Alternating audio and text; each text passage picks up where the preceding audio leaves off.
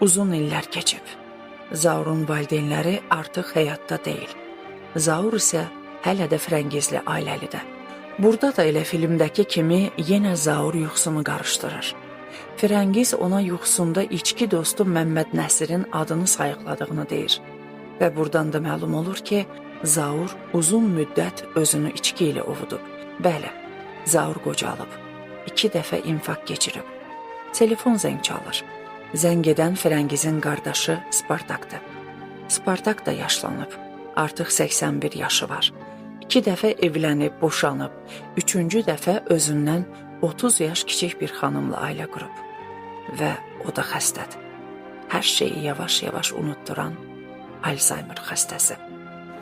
O, telefonda Zaurla təcili görüşmək istədiyini deyir. Zaur Spartakın evinə gedir. Nəhayət Spartak sözə başlayır.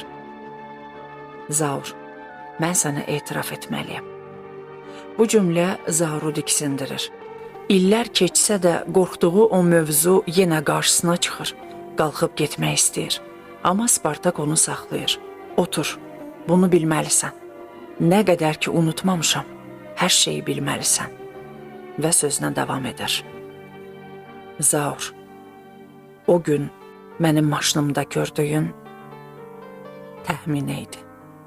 Zaur o cümləni eşidir. İllər keçsə də qəlbi yenə o günkü kimi sızlayır. Amma Spartak danışmağa davam edir. Bir gün təxminə mənə zəng vurdu. Dedi ki, onu dəniz qırağına aparım. Açığı sevindim. Düşündüm ki, bəlkə mənə qarşı hissləri var. Elə həmin gün onu evindən götürdüm, getdik dəniz sahilinə. Orada heç nə demədi, danışmadı. Sadəcə dalğalara baxırdı. Susurdu. Sonra birdən dedi ki, sizin bağa gedə bilərik. Bu dəfə artıq əmin idim. Fikirləşdim, yəqin mənə yaxınlaşmaq istəyir. Getdik bizim bağa. Orada da yenə sustu. Eyvanda dayanıb uzaqlara baxdı. Mən dözmədim, yaxınlaşıb onu qucaqlamaq istədim, amma o məni itələdi. Və dedi ki, gedək. Dedim, necə yəni gedək? Bəs nəyə gəlmişdik? O isə sadəcə dedi, vidalaşmağa. Zaur, mənim təxminə ilə aramda heç vaxt heç nə olmayıb.